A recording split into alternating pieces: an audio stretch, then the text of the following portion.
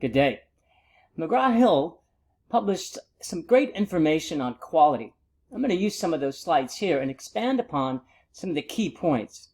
Towards the end of the presentation, there's a couple of slides that I put together that summarize what we're learning today and some of the key variables that we should consider as we go to build and create quality within whatever product or whatever service that we want to create and promote. So let's first talk about what quality is. Quality is the ability of a product or service to consistently meet or exceed customer expectations. So, in many ways, quality is dependent on our customer. If a customer believes that we have a quality product, then we have met their expectations. And there's varying levels of quality and varying levels of expectations. We'll talk about that in greater detail as the presentation progresses. In essence, there's many variables that determine what our expectations of quality is. Maybe the most important is price. You tend to expect to have higher quality when you pay more for something. If you were to purchase a Honda versus a Mercedes, you would expect that the Mercedes would have a higher degree of quality. You would expect that it would not break down as much, that it would wear better, simply because you're paying more for the product. That, in essence, is part of the reason that there's a difference in cost. Of course, also the name recognition is a reason for the difference in cost, but the quality is what you hope is going to be present. Food is another example. The more you pay for food, the more higher quality food that you expect. Maybe it's grown at the source or grown locally, and it's moved to the market as quickly as possible. So you expect to pay more for that. So quality is what the expectation of the customer is. It is a focal point of a business. And there's been a continued resurgence of quality in just about any type of environment that we have. For instance, automobiles. I mentioned about Mercedes and Honda. If you have an auto recall, that means that the quality of that product wasn't what was expected. It can damage the reputation of that manufacturer, and it can affect the way in which they sell their product in the future. For that reason, companies want to make sure they get it right the first time, because if they have to have a recall on a product like an automobile, then it can affect the perception of that product in the longer term, which can in fact affect the ability of that manufacturer to sell that product at a given price in the future as well. So quality, we now know, is the expectations that we have of a product that we purchased. And there's numerous people who have contributed to this aspect that we call quality. Most have heard something about Edward Deming. Edward Deming may be the most famous. He talked about total quality management, which we'll talk about later in this presentation. But Edward Deming was an individual who went to Japan and taught Japan very much the importance of quality. And some decades ago, still continuing today, but some decades ago, Japan really was a stalwart on quality within their products. It started with their automobiles, where if you bought a Honda or a Toyota, you could expect that they're going to last quite a long time because they had a relentless, an obsession with quality. And Edward Deming was one of those individuals who went to Japan to teach them about the importance of quality. Again, we'll talk more about that. Determinants of quality, we talked a bit about that. So what determines quality? Design conformance, ease of use, and after the sale service. So when we look at how we determine quality, design is an aspect that it's a determinant. So if you include a feature or not, that can affect the quality. Conformance, the degree to which goods or services conform to the intent of the designer. So in other words, does it walk the walk? We know that it talks the talk, but does it work as expected? As an example, some years ago, cars put in some type of navigation system. And the thought was the navigation system should work as intended. It was quite expensive at the time. And that's an issue of conformance. Ease of use, that means that it's very easy to use. There's some that, if we're talking about navigation, it's now on the phone, on your smartphones, and you have to make it so that an individual, the average individual, can use that smartphone and obtain the greatest value from it. The more difficult it is, then the user may not understand all of the advantages of paying extra money for that phone, and therefore the quality may not meet their expectations. And after the sale, service. This is what's really a huge key, a significant factor when dealing with quality. If there is an issue after the purchase has been made, the manner in which a organization works with the customer to address any types of quality issues can be significant over the longer term in relation to a customer's appreciation and their perception of quality. There's few customers that wouldn't expect that there are issues that could arise. We call them defect rates, and depending on the product, there is an expectation that defects can occur. We used to call them lemons. You know, lemons are sour tasting in some ways. And so there is a chance that of all the products that are sold, you could get what's called a lemon. You can get a bad model, a bad product, a bad service. And it's, in some ways, the luck of the draw. Whether it's a hamburger or an automobile, at sometimes there's just a product that for no unexplainable reason, the product didn't turn out as well as we would expect it. It went through the same assembly line, but when it came off the assembly line, for some reason that product just didn't work. There's lemon laws, in fact, that allow a buyer to turn back in a product if they fall victim to this somewhat lemon law. And it was really made, I believe, for automobiles and automobile manufacturers, where if somebody buys a product that's continually in the shop, as we would say, are broken down, that you have an ability to turn that car back in. So, what are some aspects of a product, which we'll call dimensions? What are some aspects of a product that lead us to believe that it either has quality or does not have quality? Performance is one that we look at, whether it performs, the main characteristics, whether they perform as expected. Again, using automobiles as an example, if it has 0 to 60 miles in X number of seconds, then that it should perform in that manner. BMW, which is a vehicle from Germany, promotes their cars as high performance vehicles. And so if you buy a BMW, which is going to cost you more money, the expectation is that that vehicle should perform at a high performance level, much more so than some that would cost maybe half the cost. Aesthetics is the appearance, feel, smell, and taste.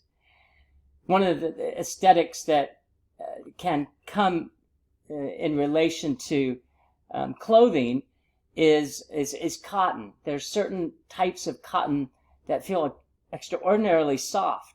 They're also extremely expensive. When you talk about sheets for a bed, they have a thread count. The higher the thread count, the higher the cost of those sheets because it costs more money. So cotton can be a variable that could greatly enhance the feel of a product, the type of cotton, but it can also raise the cost significantly. So if you're expecting that type of cotton, then you expect to pay more. So if you're going to pay more, then you want that soft feel of the cotton. Reliability is consistency of performance. Consumer Reports is a magazine that's widely used. I actually looked at it yesterday, and it talks about the lifespan of a product, especially since from when it's purchased until maybe it doesn't work anymore or you trade it in, and it'll tell you the quality of that product over a period of time. It's not just cars. Just about any household product will have a rating by Consumer Reports that tells you whether that is a reliable or not a reliable. In fact, when you purchase a car, you often buy a warranty, and the warranty is to ensure that your product is reliable. So that if the product has some sort of issue, that you can take the car in. It's a guarantee of reliability in reality. Durability is the useful life of a product, very similar to reliability. If something's durable, it's going to be reliable. And so those often would be utilized similarly in terms of dimensions. Durable also talks about how well that product stands up to any type of use or abuse. And that could be anything from the clothes we wear to the type of tools that we use if we are building a house. We want to have something that has a useful life and that it's going to perform as expected. Serviceability is the handling of complaints and repairs, and we talked about that a couple slides before. And consistency, you certainly want to make sure that while you may expect to have issues with a product at some time and at some place, you certainly would not expect that they would be consistent. Again, going back to the cost, the more that you pay for a product or service, then you expect more from it. If you go to a restaurant that's a 5-star restaurant, which is highly rated, then you would expect that the service is going to be unbelievably responsive. And that occurs in hotels. If you say at certain hotels, there's an expectation that the service is going to be beyond comparison. There's some hotels, the Four Seasons, the Ritz-Carlton, that pride themselves on a level of service that you're not going to get at other type of hotels. I believe Ritz-Carlton has a saying, they're gentle people serving gentle people. Something along that line, which basically says, we're going to serve you in a manner that you haven't been served when you enter into a hotel. Consistency, a consistent service. Any type of Four Seasons that you go, no matter where throughout the world, the same with Ritz-Carlton. Fairmont is another chain. They charge considerably more to stay there, but you should have a consistent service no matter which one you stay in.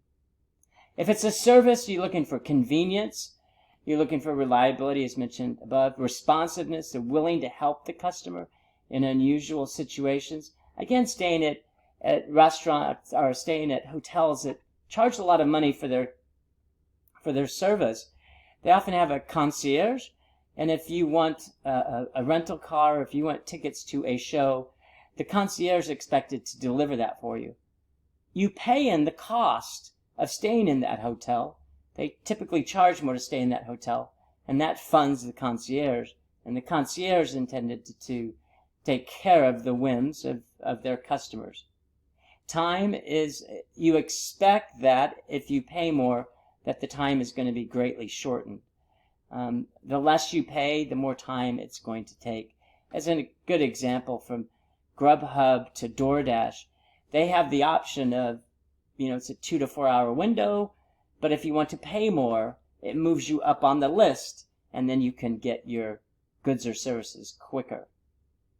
And courtesy is the last aspect of service, which is where there's a manner, a sense of kindness, a positive attitude that permeates any service entity that you use that charges considerably more than others. You expect to be treated better when you pay more than when you pay less. So those are the dimensions of service quality and the dimensions of product quality. I mentioned about total quality management. There's many aspects associated with quality. We're going to talk about several of them in the next couple of slides. Total quality management, also known as TQM, it's a philosophy that makes sure that every single person in your organization is involved in this effort to improve quality. There's a couple of key variables about total quality management that are at the forefront of advancing this focus on quality. First is continual. So it's iterative, it's continual. There is no stoppage. There isn't a moment in time where quality is not at the forefront of an organization's, the manner in which an organization deals with their customers and deals with their vendors and deals with their employees. Every aspect of the organization is continually assessed and reassessed to make sure that quality is unsurpassed. So continuous and continual form the foundation of what TQM is. The second aspect is that every single person in the organization is involved. If you're sweeping the floors, or if you're purchasing products within the organization, you have the same responsibility to ensure that quality permeates every aspect of your work. From the moment you check in or punch into the organization to the moment you leave, quality is paramount. In Japan, again going back to Edward Deming, is this word Kaizen, which means continuous improvement. That is fundamental in what we know about TQM. It is this systematic approach. There's 3 processes that you would follow in this continuous improvement or continuous approach, which is you map the process, you collect the information to see if quality is at the level that you expect. Second is you analyze the process. The word analyze means to break apart, so you break apart the process to see if it can be put together better, and then you redesign the process. It's a form of organizational development where you go into an organization and find out what's working, find out what is not working, and then you fix it. There's other elements related to TQM, and part of it has to do with you look at your competitors to see how good their quality is. You may be in an industry where quality cannot be at the level that you would expect, but if everyone within the industry has the same kind of level of quality or the same impediments to achieving quality, then you're not necessarily going to lose customers over the long term, but it is something to consider. Employee empowerment, we talked about the last slide, which means every single employee is concerned with and focused on ensuring that quality remains paramount. It's a team approach.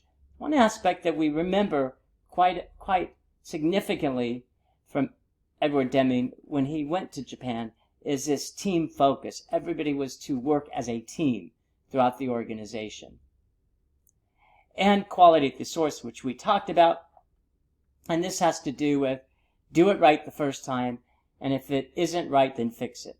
There's a legend of some organizations will say, we don't care where in the manufacturing process an error occurs, but stop the system at that point in time and fix whatever issue that is. Even if production goes down, even if the numbers of products diminishes, fix the issue as it occurs, because we would rather have fewer products be sold to our customers than to have more products sold that would affect the quality and the reputation of our product. Quality really has a long-term focus. It says that we're willing to take a hit or a knock by not producing as much as we could if we can ensure that our product has a high level of respect within the industry. Because over the long term, individuals, meaning customers, would frequent and be a patron of our organization because they know quality is at the source of the product that they purchase. They know that we would not intentionally put out a product that wasn't of the best quality that we could create. And there's other tools besides TQM and other processes that you could follow in order to have quality with every aspect of your organization. Some have a flow chart, a diagram that steps the process. And you can see that there's diamonds and boxes, there's even circles, and those all have a definition as to how they work within a project. The intent is to have a schematic or to map out the process so you can see where there may be issues. A check sheet is one that organizes and collects data, so that's foundational. That's what we use to then make decisions. A histogram shows the frequency of an event. And so if you're looking at, for instance, quality errors, it may show by the highest tower where more of your errors are. And once you see this histogram, then you can focus your efforts on those errors, those quality issues that are the most frequent. That's where you kind of put your money where the effort is. Very similar to a frequency chart in relation to a Pareto, but Pareto really categorizes from the lowest to the highest. And the concept related to a Pareto chart is that there's about 20% of the issues cause 80% of the problems. So if you fix those central issues, many of your overall customer complaints or customer issues will go away. Just like the histogram of Pareto chart, the scatter diagram is another representative. It's a graphical representation of issues, and the key is to try to find out which issues are causing the greatest concern. So you get some data, which often starts with this check sheet, and then you graph them. If you use Excel or some other software, project management software, you'll be able to determine where your central issues is by putting together these charts. And then there's a cause and effect diagram. We often use fishbone diagrams as another example where you try to graphically determine where issues of quality may arise. And that brings us to the last two slides of quality, which is where I'm trying to summarize some of the issues that we see in relation to quality. There is some truisms to quality, things that we know. And first is that price, as the more you pay, the more quality a customer would expect. We talked about that quite a bit. Second is that one's reputation impacts the expectation of quality. We also talked about Mercedes, which has a long history of quality, where Walmart is not seen as having the most quality in a retailer store. In fact, many of the products that are sold in Walmart aren't often seen as the highest quality. No fault of Walmart's, but their products tend to be more everyday. There isn't a great stability in many of their products. But they do sell some that there is an expectation. For instance, they sell TVs and stereo systems, and the more that you pay for those types of systems, then the greater the sense of quality you would expect. Third is this perception issue where people perceive quality through a number of mechanisms. So if something looks a certain way, the location of it, if, for instance, if a store is in the best location in the city, you would expect that they would have higher quality. Even word of mouth. So all create a mental image. If you see a store that's a very fancy store on the outside, then you would expect once you go in that they would have a product that corresponds to the look of that store as well. Fourth is craftsmanship. When you hear something is by hand, often, or if it's homemade, there's a reason for that. That is to relay a sense of expectation of quality within that product. That's why when you go to some stores, some restaurants, they may state it's a homemade recipe. And the thought is, well, it's not a computer. It's not some cold organization that creates it. But actually, some person uses a traditional recipe that's been around for X number of years. And so we expect that if it's made at home or if it's made by hand, that there's a great more deal of care, even love, that's put into that product. Fifth is uniqueness and exclusivity, where if something is more exclusive, you expect that the quality is greater. This goes especially with clothing, that if you pay more for clothing because it's much more expensive, there's a unique aspect of it. That's the reason why Ralph Lauren Polo are some of the other shirts that put a logo on their shirt. It's the same, sometimes it's a very similar shirt that you can buy without the logo, but by virtue of putting the logo on it, there's an expectation that it's a better shirt because you're charging 10, 20, 50, 100% more for that shirt. And lastly are materials or resources. This is where they talk about the inputs in relation to their product. And as a result of the inputs, you expect that their product is going to be better. Some years ago, Chrysler was talking about a certain type of leather that they put into the seats of their vehicle. They called it Corinthian leather. And the thought was that that leather is better than any other type of leather. And if you buy this car, then you're going to get the best leather on the market.